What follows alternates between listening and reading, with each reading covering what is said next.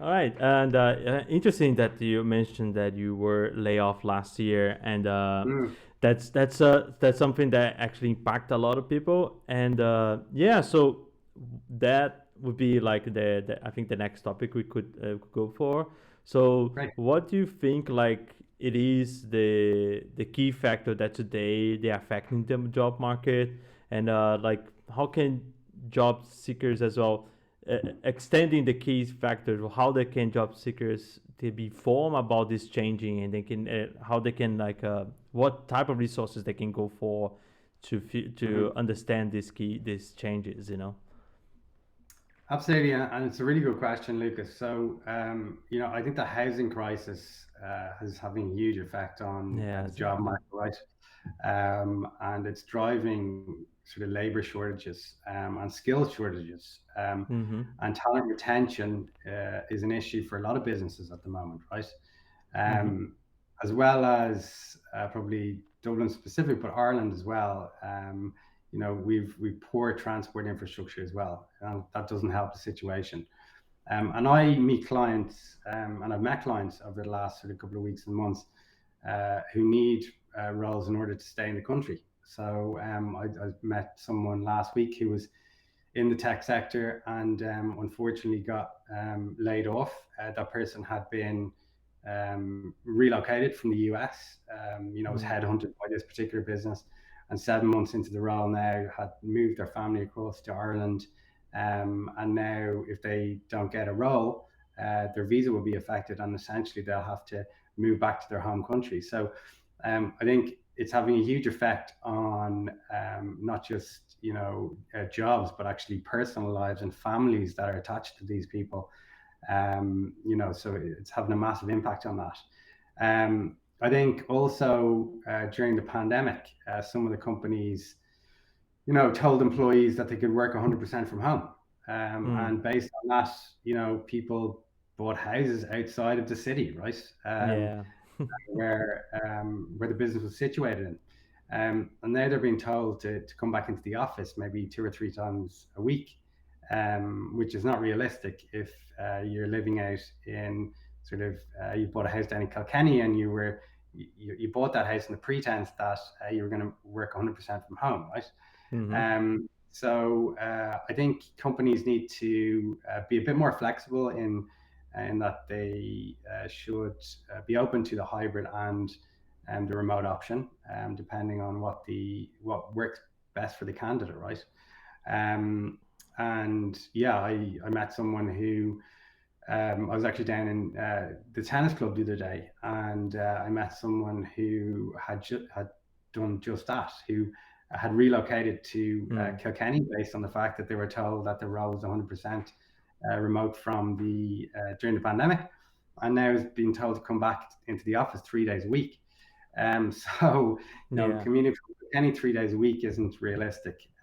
So that person is a good example of, a company is going to find it hard to retain that person with a great skill set, because they have bought a house down in Kilkenny and they've huge commitments to their mortgage down there, and they're not going to relocate to Dublin because house prices are astronomically high. So yeah, the housing crisis in general, there's a lot of these sort of examples coming out of the woodwork now. And I Mm-hmm. think I think the solution, Lucas, is really to expand social and cost rental housing, right? Um, Mm. we can move people out of the private rental sector and Mm. into housing that is affordable, right? Mm. And I think that creates then a more stable and better value for money accommodation wise. Um, I've talked to clients over the last couple of weeks and months also that have had to move back in with their parents because they can't afford the rent that they're paying. So, that is not something most people want to do, but they literally have no choice, and they're in well enough paid jobs, but they can't pay the rent that is being asked,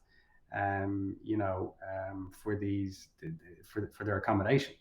I was actually reading the Irish an article in Irish Jobs this morning, and they were saying that although fully remote roles are in decline, flexibility and work-life balance are still top of a job seeker's agenda.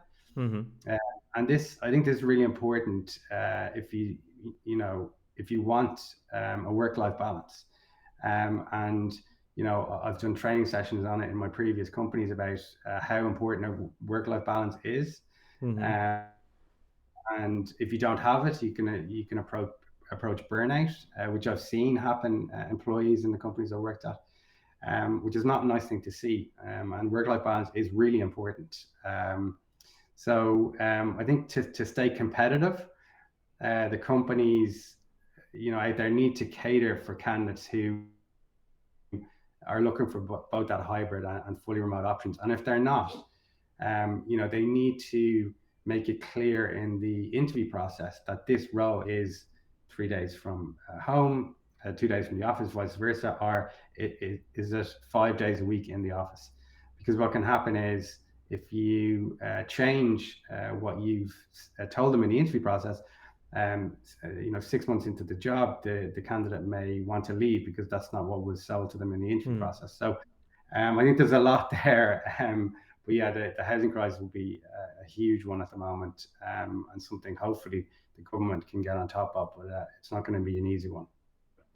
Yeah, I feel like that's the thing. One of the things that I saw that happened during the pandemic is this thing about you are allowed to work from home, and then I have a lot of friends that they are like Brazilians and they work like from to other cities now, and they move from other counties in Ireland. And the key problem that I saw was a lot of them, the companies start to say, "Oh, you need to go back to work." But then that was sold to them that it was easy to move to the countryside, and then they'd be easily going to be able to come back.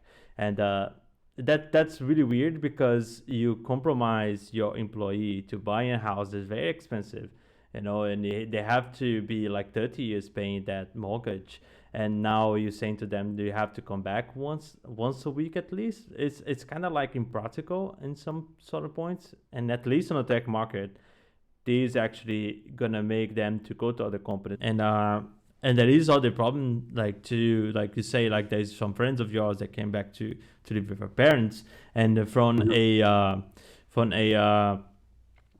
expat point of view, I don't have parents to go back to my house to live to, so I have to rely either on extortion rents that is in Dublin. That's what I'm doing right now, and I'm seeking out to a house, or I have to go back or I have to go back to my country, or I have to go to another country that actually offers a good job, good salary. It's not just Ireland. So like you have Germany, you have Netherlands, you have US, and that's a huge problem. But